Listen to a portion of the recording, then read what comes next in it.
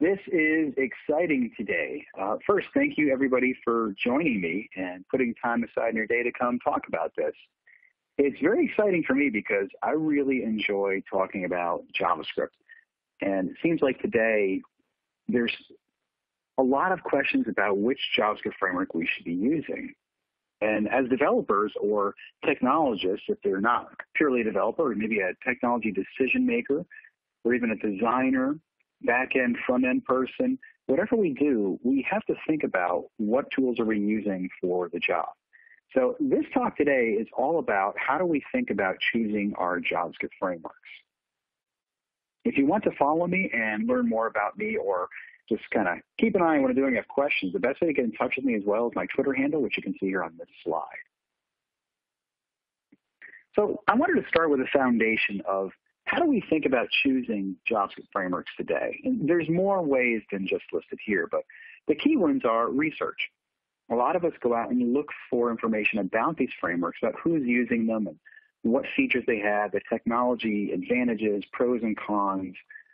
There's various ways we look up this, and it's all through different kinds of research. And that's a good thing.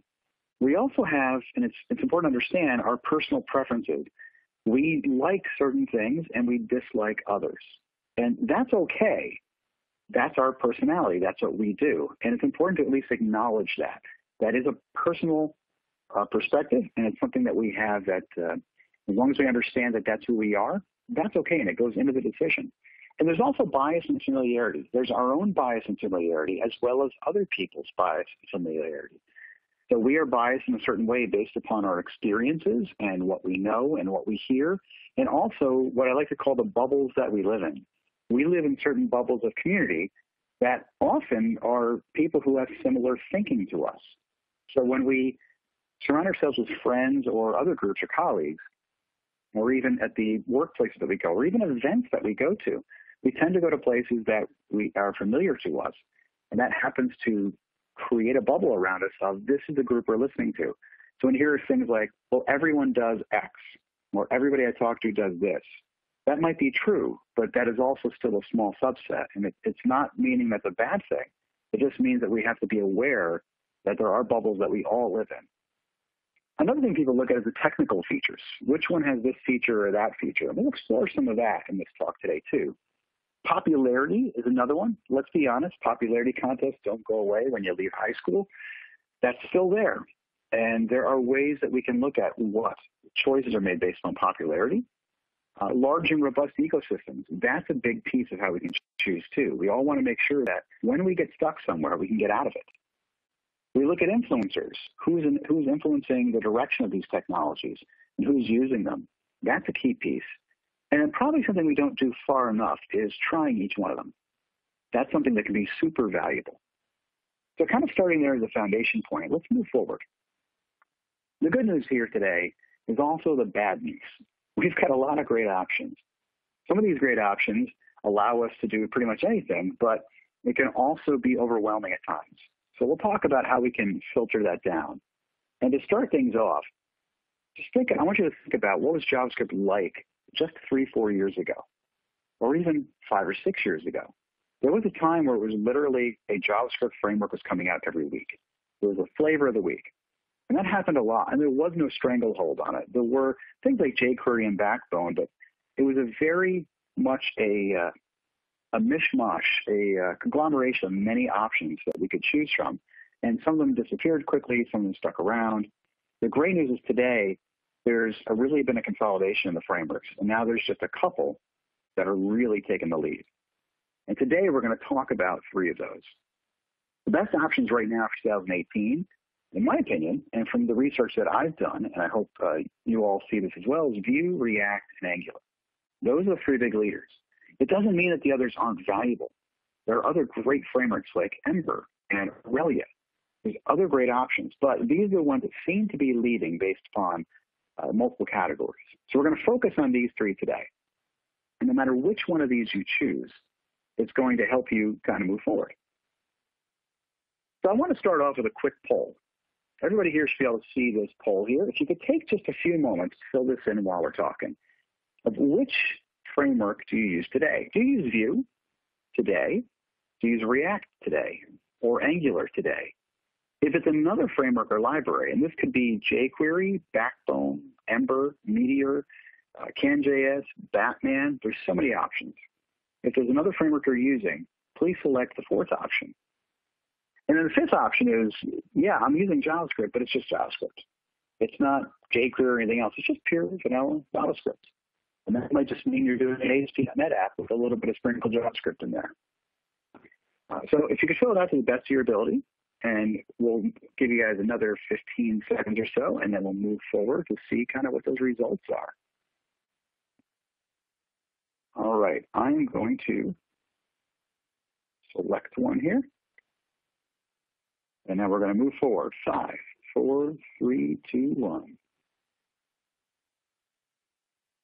All right, so just looking at the poll that we had here, it looks like of the people on this call, this webinar, we're getting a smattering of things. Some of them are just using JavaScript. Some are using another framework, a good 22% of them. And then we have a heavy favor towards Angular on this webinar, and then some with React and Vue as well. Now, the point of the poll here is to get a sense of what you're all looking at today, what you're using today, but also to recognize how do we look at polls. We'll explore that more, too, in this talk. Now, I promise I only have one more question for you, but here's the second poll I'd like you to answer. Now, this one is, what's most important to you? This will kind of help us figure out where we're going to head. Is familiarity and experience with the tool the most important thing to you? Like, you know how to use it, you've had experience with it? Is the shortest time to learn the tool most important to you? Very quick and easy to get using, for example, or to solve problems. Or the third option, using the most popular tool. Is it important to make sure that we're using the latest and greatest thing that's out there? Now, I bet some people may not answer that one to be the same, but I think all of us, in a way, feel like that third option, using the most popular tool, is something we try to get to. Nobody wants to be on, or very few people probably want to be on a tool that nobody's using. Is scaling and performance the most important thing for you, building large types of apps and making them fast? Or is having a robust ecosystem and community where you can find anything you need, and there's a lot of good people out there to help you with it? So go take a moment to select the one you feel is the most important to you. All right, I'm going to press the button, move forward. We'll see what things turn out to be. Okay, so scaling and performance was by far the biggest one up there, 37%. More than a third of the people selected that. That's interesting. So maybe building larger apps or building apps that are faster. Let's think about why that might be. Why would performance be important? Maybe the place you work, things have to be really quick, or maybe your personal experiences are that it's been difficult to build fast apps at scale. So there's lots of ways that we could think about that. The least is using the most popular tool, which I assume could be the lowest for everybody. But I think for all honest ourselves, that's something we at least think about, but it's probably not the most important to us, and that's good to hear. Shortest time to learn is actually, what is it, third left, it's right in the middle to learn tools. But we hear about that a lot, don't we? We hear about, hey, it's easy, or it's so easy to do this one, and it's hard to do that one. Yet that wasn't the most important thing on the list. Notice the top two, more than 50% of them are scaling and performance, which are normally associated with building larger apps, or ones that really need performance to be fast, maybe for PWAs. And then also a robust ecosystem and community, being able to find what we need. Okay, so moving forward, let's think about how we can choose the right framework for us. So choosing a framework starts by asking the right questions. And the right questions, in my opinion, are not going to be who's going to win, which we hear a lot. Or I get asked a lot, John, which one's better, React, Angular, Vue? Well, better for what? Better for who? So we get these questions a lot. Should my team use React, Angular, Vue? The good news is, again, no matter which one you pick, you're going to win. These are all very, very good options. I have the blessing of working on a team at Microsoft, the developer advocates, in the JavaScript world, and I have leaders from React, Vue, and Angular all on my team. And we have some fantastic discussions about what the tools can do and how things work. And it's been amazing talking with them to see how they think about building things when you come from a different perspective. And I know not everybody can be on a team like that, but boy, it's amazing to see how far this community has come. And the great news, again, is that I'm convinced you can build an awesome application in any of these three, which is great. But then how do we decide and where do we look for these kinds of questions? So the first thing we should look at is honesty. What's most important, honestly, to you? I think it's really important, like whether you're thinking about a job that you're looking for or where you're going to live or anything in your life, what's most important to you? And if we're being honest, we can write down the top goals you want to achieve and what you need to get there.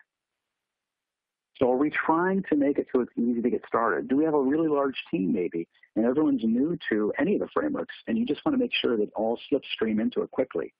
Or do you have a team of experts who use a variety of frameworks that you want to consolidate? Or maybe you're trying to build really large apps. Or maybe performance is the key. Or maybe you build apps and you have to maintain them for many, many years, and you want to make sure maintenance is the key.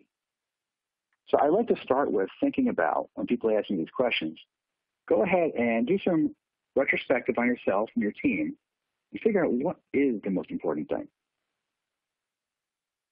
Now, we can always look to research and understand surveys, like the polls we did earlier here, and they are valuable. But let's look at 5 different surveys and polls and kind of understand what the surveys tell us. So here's a snapshot of the State of JavaScript survey. You can find this data from the link at the bottom down here on the slide. There's a lot on here. This is only a snapshot of it, and it's a little hard to read. So let me just show you the highlights. This is showing some of the top frameworks or libraries, and the one second to the right is no framework at all, just JavaScript. And the different colors mean different things. The gray means I've never heard of it. The yellows are I've heard of it, and the purples are I've used it. The key I'd like you to focus on is the next slide. We zoom in a little bit to Angular and React and Vue. Notice the dark purple and the dark yellow for both of these, which if you're a little colorblind like I am, it's harder to see.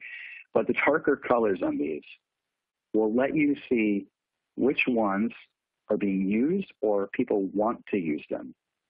So for example, React, 14,000 people on this survey, plus the 6.4 thousand on the survey, either use it today or want to use it. Now you can look at some of the others. The lighter colors in purple and yellow are the I don't use it or I wouldn't use it again. So you can see those as well. Now, it might instantly say, wow, React is huge on that because it really stacks it all the way up.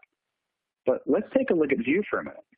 Vue has by far the largest section, 12,000 people responded, who aren't using it but have heard of it and want to use it.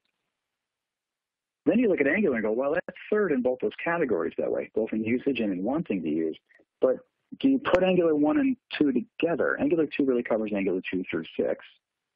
You can't really stack Angular 1 and Angular 2 because some of those people cross over and are the same people answering. But you can't really look at them separately either because there are people using Angular 1 and not Angular 2 or vice versa. So this is good data to see trending, but I'm not exactly sure if it tells us the whole story. So let's look at what matters. Here's some other data from the same survey. Code splitting. We hear a lot about code splitting. Hey, I want to get my bundles out there, and I want to make sure I've got separate bundles so I can dynamically load JavaScript that I need at the time I need it. Now, in this poll, we notice here that people thought it was a major or a vital feature, where half the people, 38% plus 12%, have thought this was a major or vital feature.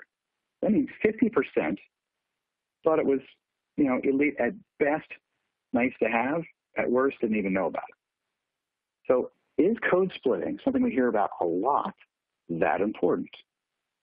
This tells me that there's a lot of people out there who aren't using it or maybe don't care if it's there or not. Or maybe it's just, it's okay if it's there. It's not 100%, which gets us to the loud vocal minority syndrome. There's a lot of people out there, like myself, who have a reach to go out and talk about things, and their opinions sometimes tend to sway what others are thinking. Not so much influencing them as it is looking at, well, I hear all the time that code splitting is important. Well, why do you hear it? Because we're having a lot of people who are on Twitter and other social media or events talking about it. What about dead code elimination? We also hear this as tree shaking. We hear about how important this is because it helps reduce the bundle size, which ultimately leads to performance. But notice this is a little bit less even. 48% feels vital or major. So while these things, I wouldn't discount half the people saying this, That's still an important thing, but I don't think it's as important as we sometimes make it out to be, myself included. But here's the real message. In the same survey, notice this. Building JavaScript apps is overly complex right now. Pretty much everybody agreed that it's at least in the middle, towards the right. So you have 57% say they agree, or the one right next to it. Now, so if we're all agreeing that building JavaScript apps is complex, it's important to think, why did it get that way? Was it complex years ago? I think it was, but in different ways. We heard a lot about it's hard to put all these different frameworks together and tools.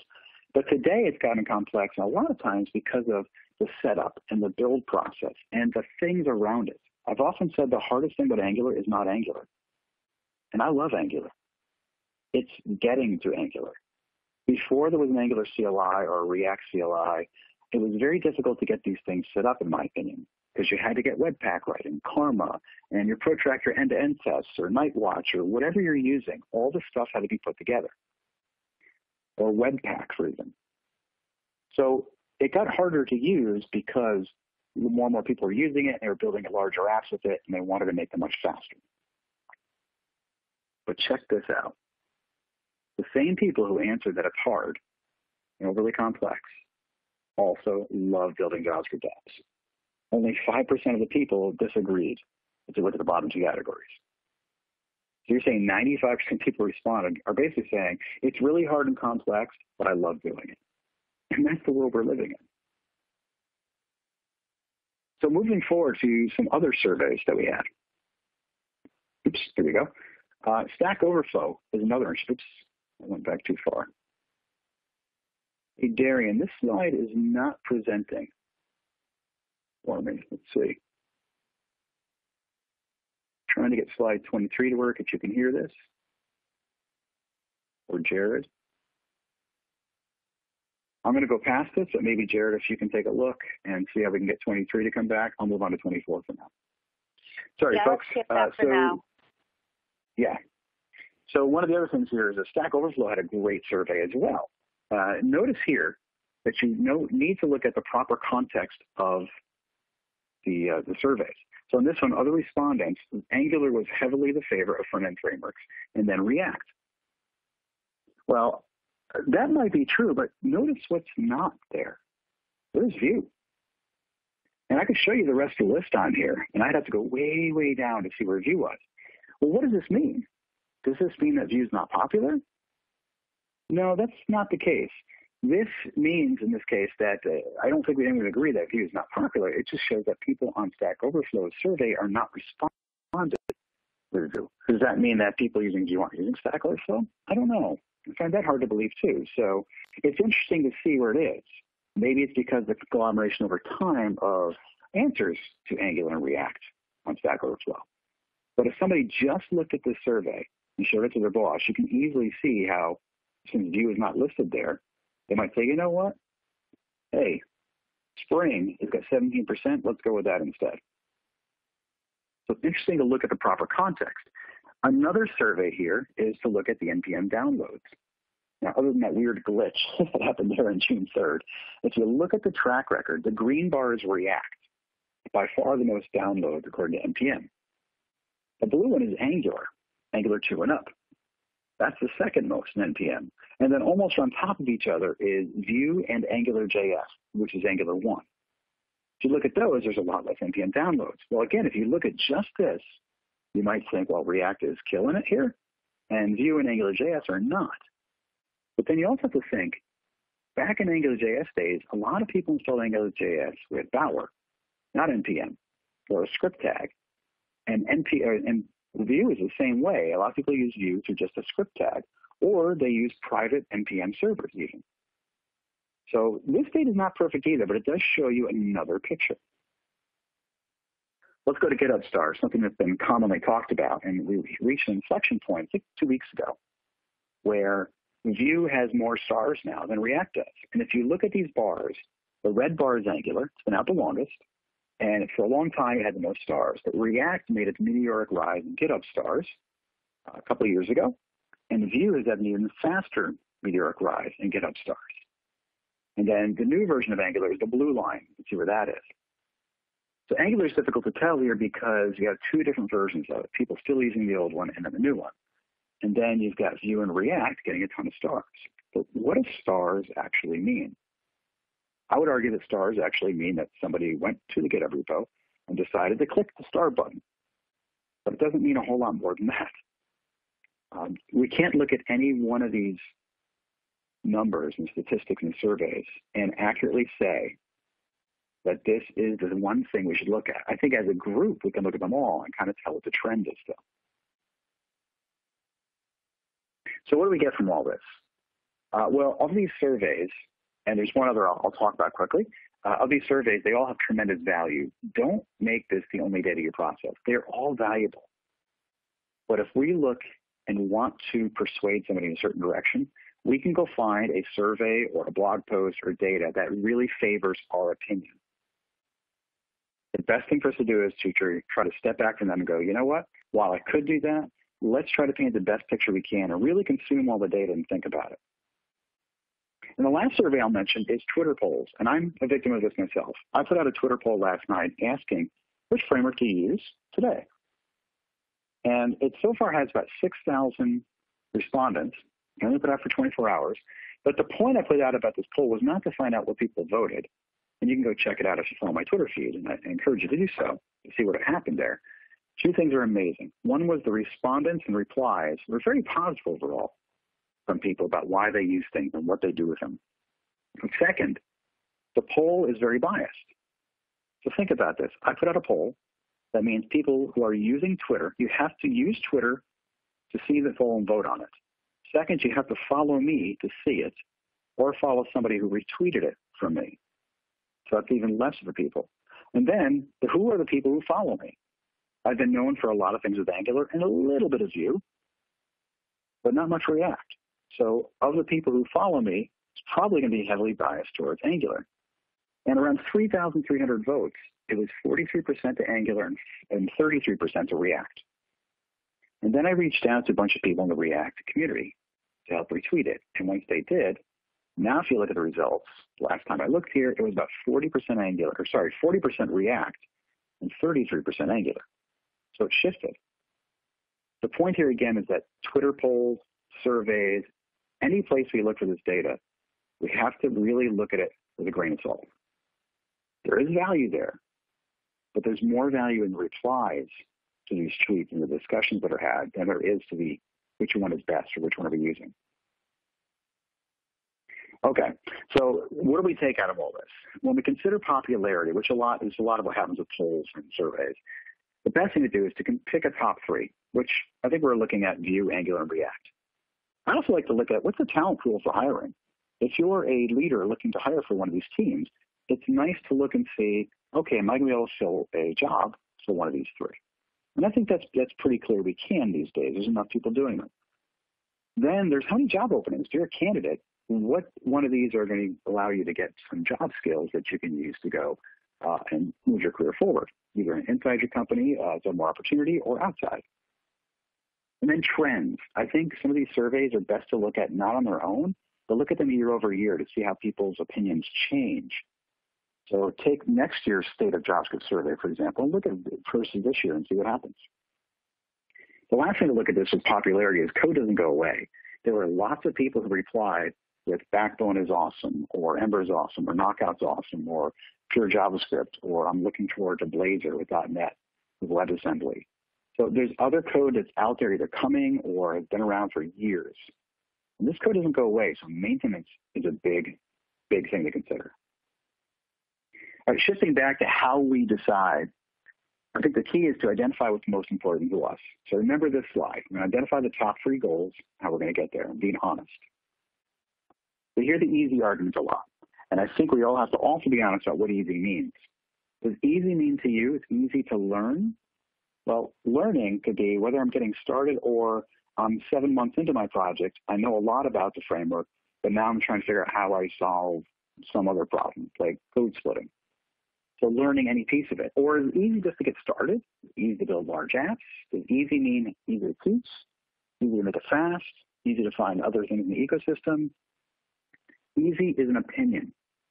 And it's all relative, very relative to our experience. So how do we deal with this? Think about this situation.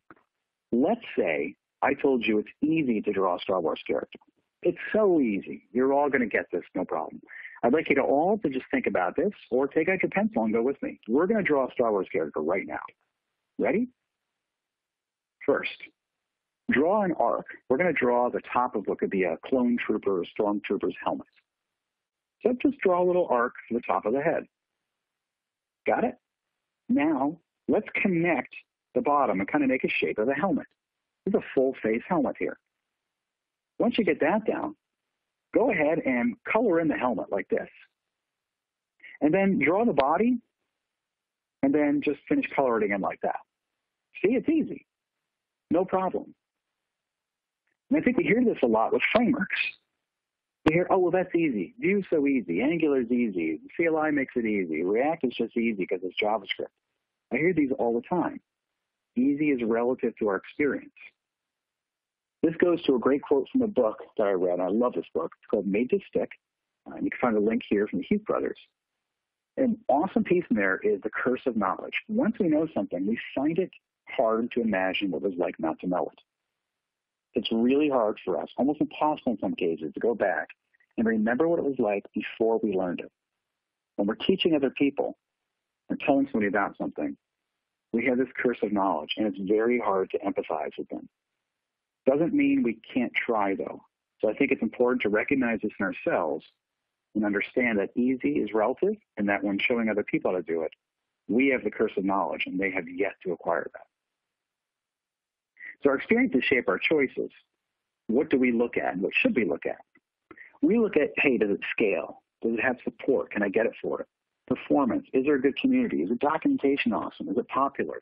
What's the longevity of this thing sticking around? And what features does it have? Well, features, let me tell you a dirty secret. Let's say we're looking at these 5 features, or any feature that you're looking for in a framework: routing, components, reactive, state management, unidirectional data flow. We can put practically anything on this slide, and it's going to look like this. Choosing one of these 3, you're going to get pretty much whatever you need. There really isn't a lot of feature separation in these 3.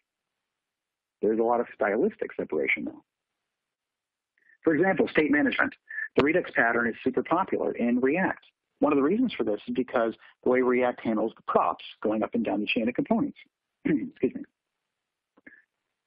You pass properties, inputs and outputs in Angular, up and down through React components. It's one way to do it. Well, if you have a really complex state management, the Redux pattern came out to help React with this. And it's very widely used, and people like it a lot. Vue has a very similar pattern with a tool called Vuex. And guess what? In Angular, if you choose to go that route as well to manage large state problems, you can use NGRX. So they all follow the same pattern, and they're all learning off of each other, which is also fantastic. So what should we do? We get back to research. Look who's using it for something similar to what you're doing, with a similar app or similar use case. And really be honest about what motivates you and influences you. Here's some key questions I'd like you to think about. Start with that foundation. First of all, common to all of these is they can all build large-scale apps. You can build large stuff with each of them. They all perform really well. They all support all the features that you want. They all have large communities, and they all have a version strategy, something we don't talk about that often, but the version strategy is important. Understanding how each React, Vue, and Angular and their owners handle versioning, so you know when to expect breaking changes or not, and then how you get from an older version to a new version when you want to. They all have this. But the better question to ask is, what will make you most productive? You or your team, whoever you're deciding for.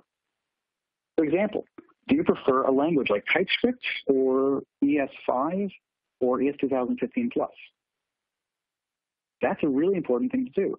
If you like TypeScript or you like typed languages, then you can do that very easily with all 3 of them. Flow for React, you can use TypeScript with Vue or TypeScript with Angular. Angular pretty much makes you go down the TypeScript road. You can do it without it, but it's really more the recommended start. But if you're using ES 2015 Plus, guess what? A lot of those features in ES 2015 are in TypeScript and vice versa. TypeScript has classes. So does ES 2015. And I'm seeing more and more code with Vue especially, seeing it being used as classes. You can even use decorators in ES 2015 plus. So it's interesting to think about what's your favorite language there. What's your favorite framework? Sometimes you just have a personal favorite, and that's okay. Don't shy away from it. It's okay to say, I like this one. Personal style. Do you like the templating format, which is what Angular leans for and Vue also does? Or do you like the JSX format, which React leans towards? Or guess what? Vue also supports JSX.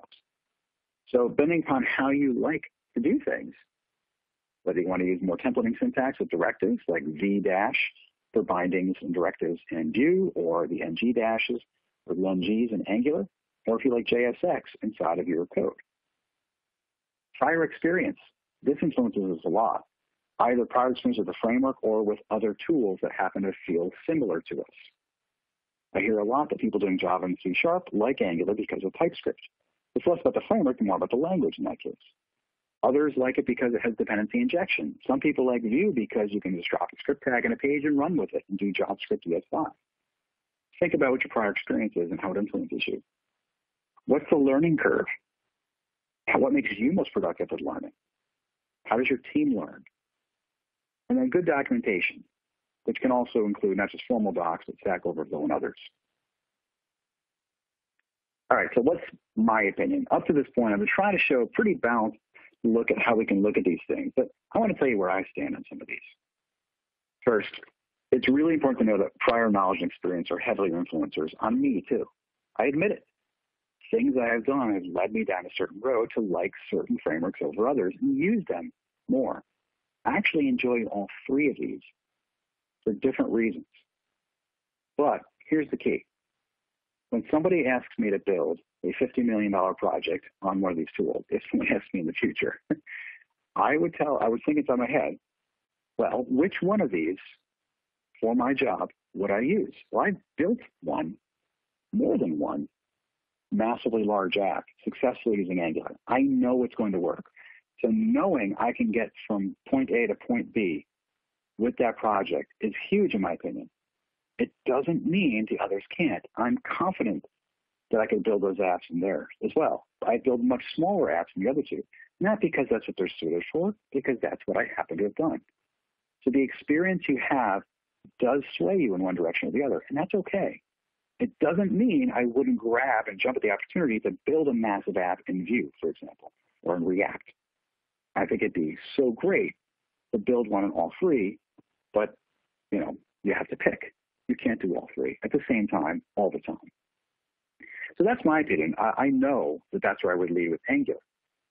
The good clue here is you're making a good choice in what you do. All of them have similar features, perform on scale, and have great communities. Our choices weren't always great in the past, and today you really can't lose. I happen to really like that I can use dependency injection and a lot of these great features inside of Angular apps. I've built lots of apps for years that had a lot of these things with IOC containers and whatnot. But I also really like the simplicity of just JavaScript, which is why I like React in some ways. And then I like Vue because it's kind of a nice middle between the two. I get the templating structure I want, the simplicity of JavaScript, and I can still slap a script tag on the page if I want to run it. So you really can't lose no matter where you go. You just have to be honest with yourself on which one of these is best for your team. And here's the kicker. What matters to users? Has a user ever come to you and said, is it using Framework X? I can't use your site. Your mom, brother, sister, cousin, friend, neighbor has never come to you and said, if that's not using Angular, I'm not going to go to that page. If that's not using React, I'm not using that site. Really? Nobody cares. The users don't care. They want to know, does it load fast? Are the interactions fast? Is it intuitively designed? Does the UI make sense? So keep that in mind as well. And if you want less concepts count, first thing you have to be honest about is all three of these have domain-specific concepts. Things like JSX or the state management patterns or props. Those are domain-specific contexts. Or in Vue, we have our own concepts as well. We borrow some of those, and we have the idea of these single file components and how things work. And in Angular, we have things like RxJS and TypeScript and dependency injection. I feel like, and this is just a feel for me, my opinion, I feel like Vue is a little bit lighter. I think it has less of those domain-specific concepts to get into than the other two, but that's just a feeling. I haven't quantified that. And this is from somebody who's done a lot of Angular. I recognize that when I teach these things, that there are things that before you get into Angular, you have to understand and that help you along the way. Once you learn them, you're smooth sailing. But sometimes people have this block of concept count, and we all do. How many things do I have to learn before I can jump in? And in this case, I feel like Vue might be the lightest on those, which is a good thing for those who want to jump in. Again, my opinion there. And be honest about your preferences. Do you want typed languages or not? Do you want templates or do you want JSX? Do you want an opinionated path where the framework leads you down a road and kind of tells you, this is where we recommend you. You can go off the road if you want, but this is our recommendation. Angular is more on that side. Or would you like one that's got a lot of options? React has tons of options on how to do things, but then it also makes you decide between how you want to go down that road. So if you're that kind of a person, React might speak to you more. Do you want a path? Angular might speak to you. And Vue's kind of in the middle. It does have paths, but it also has some options that you can choose. Again, just an opinion from observations I've seen. And based upon people who choose these, this is one of the things that's been pointed out to me over and over again. So discover your persona, because the biggest lie that we all tell ourselves is that we choose based upon technical merits alone.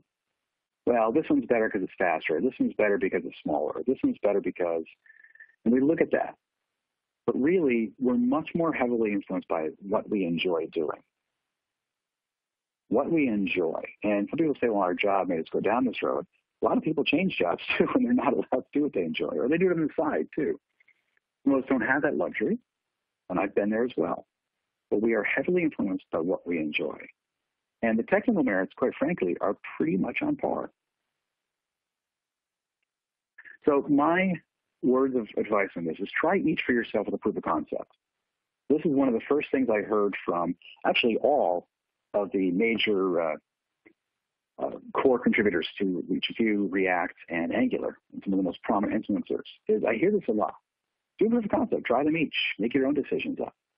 You don't hear them saying, use ours because it's better. That doesn't get us very far. There's a lot of love amongst the JavaScript community. And I often encourage teams, and I've done this myself, build an app, spend a day or two on each.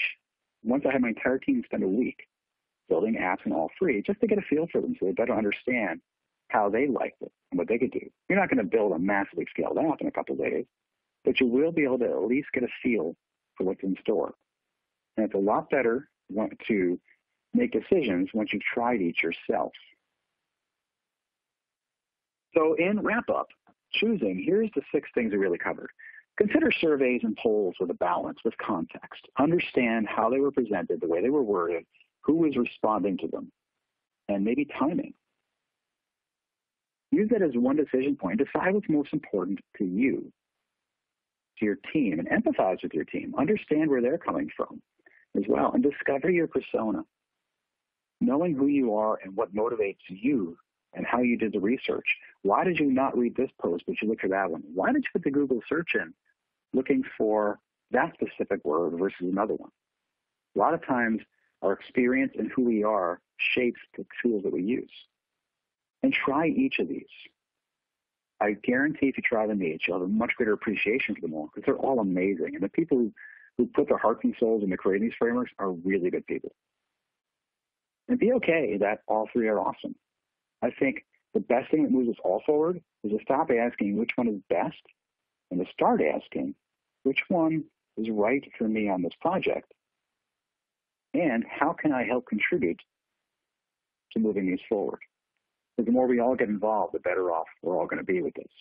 And they've all borrowed from each other, which is fantastic to improve them. So here's some links that you can also look at. If you want to learn some Angular stuff, I've got some courses up on Pluralsight.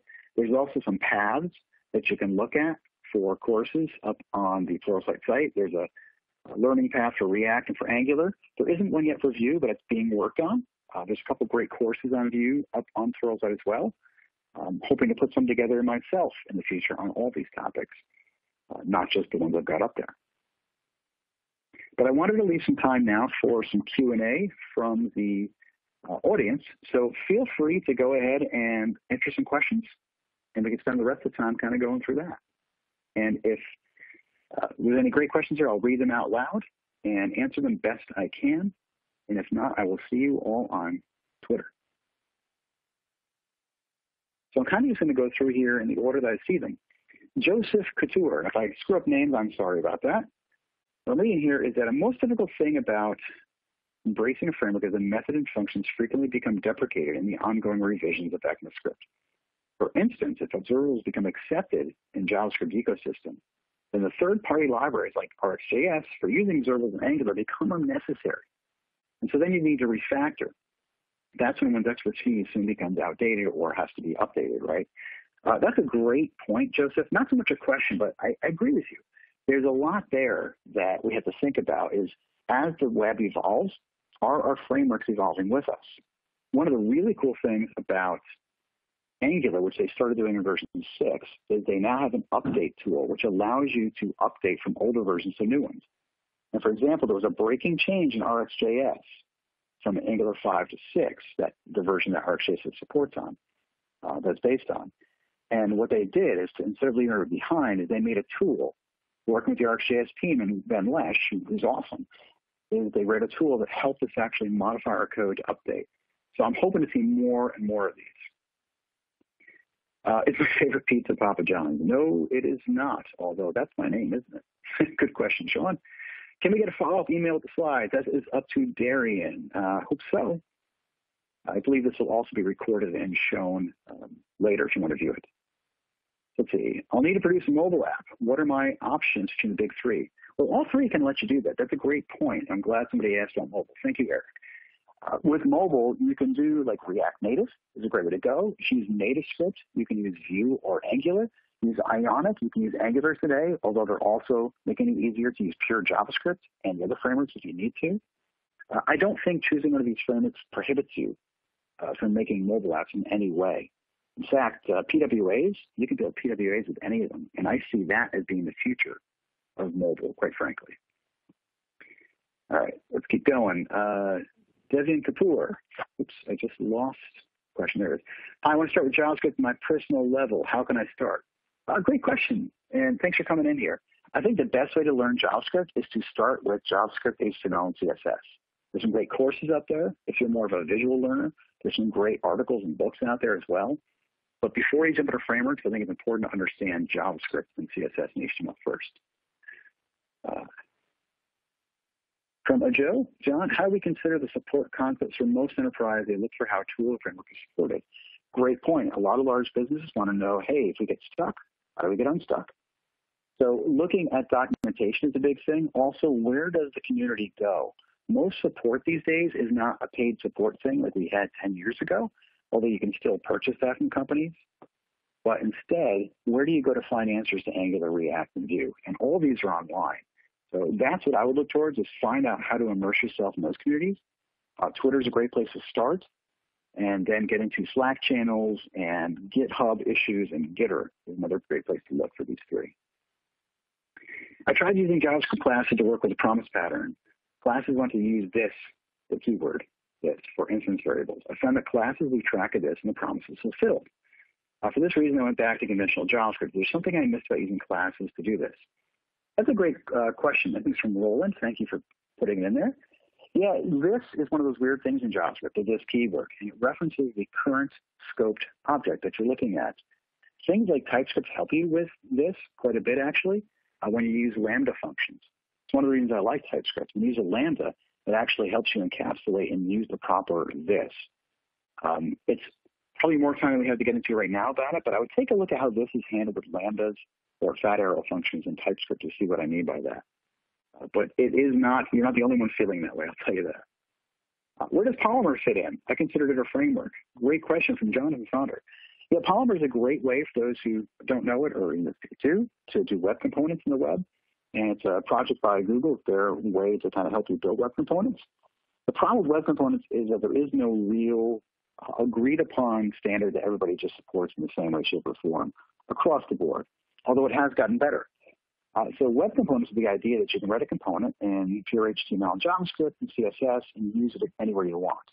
So the idea of it is amazing. Polymer helps you realize this, and it's a great way to do that. For building full-scale apps, I think you could actually mix things like Polymer and React or Polymer and Angular, or just pure web components and Angular. So I think it fits in there, but I don't think it's an either-or. I think that's a great way for you to do like UI libraries that cross over. Have we gone framework crazy? In some ways, yes, but Brian Jenkins, thanks for the question. I think that we've actually pulled back quite a bit.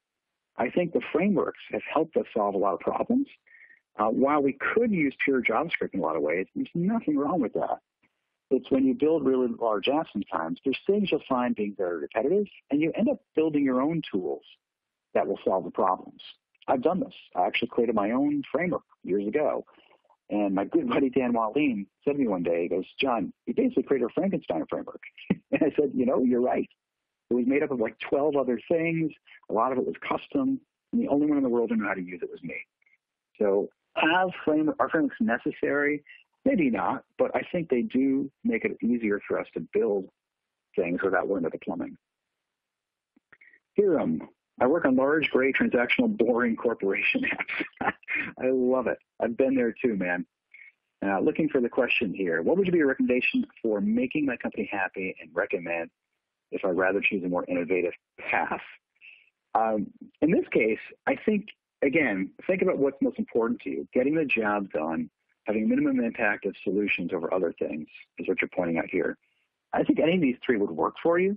Again, maybe just by listening to you, learning curve and getting into it easier with less concepts might be nice. In that case, maybe try Vue out. What about material design? Good question from Bill. Thanks for that question too. Material design is a great UI framework that you can use. And Angular has a version of that you can pull in. I think it's fantastic for using with them. You can also do similar UI constructs and UX concepts with React and Vue. There really is no either or there. What's my favorite language and why is it TypeScript? TypeScript's not my favorite language. Actually, JavaScript is. I love pure JavaScript. In fact, do you know the only two things in TypeScript you really need to know to use Angular that are above JavaScript, that are in addition to it, are types and interfaces. And you don't have to use either if you don't want to. So the types just kind of help you out there. The interfaces, you don't really need them if you don't want to. But everything else that's in TypeScript that we use in Angular is pretty much in JavaScript. My favorite language is still JavaScript. I love that you can do anything you want. Let's see, Compassion International from Micah. Assume prior knowledge and experience is equal between them. What would you recommend for rapid prototyping? Priority is great, is to get a working prototype fast. This is where I think if you have prior experience with all of them, a little bit of each, I think you could use any of them. Because the CLIs in Angular, React, and Vue are so amazing, you could use any of them to build any kind of app you want. If you don't know that much and you're trying to get it in quickly, I feel like Vue might be the quickest to get on really quick and do a quick prototype with. That's a feeling, though, in an opinion. But once you know the 3 CLIs for these, all 3 of them are pretty easy to create prototypes with. How will WebAssembly affect these choice of frameworks as it matures? I think that's still yet to be determined, Brian Wilkinson. Thanks for the question. That's going to be interesting. WebAssembly allows us to run basically other languages right in the browser, which would be pretty cool. Imagine running Java or C# right in the browser. It's yet to be determined what the impact will be. From DocuSign here, what would be a good strategy to move from Angular 1.5 to React? I think to go from any one to any other, honestly. The good news is you've already got some experience with the framework, so you can understand. The bad news is the experience you have is probably going to be different than you have with the one you're looking forward to.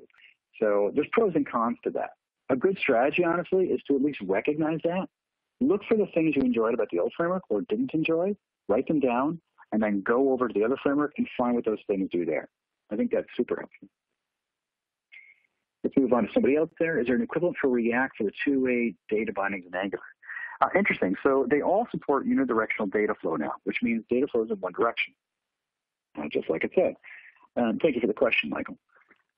Well, in Angular version 1, they had these two-way data bindings. Well, in Angular 2, they kind of have them, But what's actually happening under the covers is it's still one direction, where the events, we just have these wrappers, these ng model things, which actually combine the events and the data pushing in one thing. So there really is no two-way data binding in Angular. It's just a wrapper or some sugar on top that gets you there. Vue has a similar kind of construct too with its V-dash bindings, but they all flow in one direction. So could you do this in React? Yeah, you could write something that kind of did that, but it's more of a natural thing to just do it in one direction and then raise events or use streams if you want to make the data flow. That's more the reactive programming style, and all three of them are heading in that direction. Out of the current ones, from Andreas, new question, thank you. Can you predict which one will become most easy to learn and maintain? Vue might seem light, but I get a feel it would be problematic in a larger app. Angular seems to be problematic with updates. I have not tried React yet.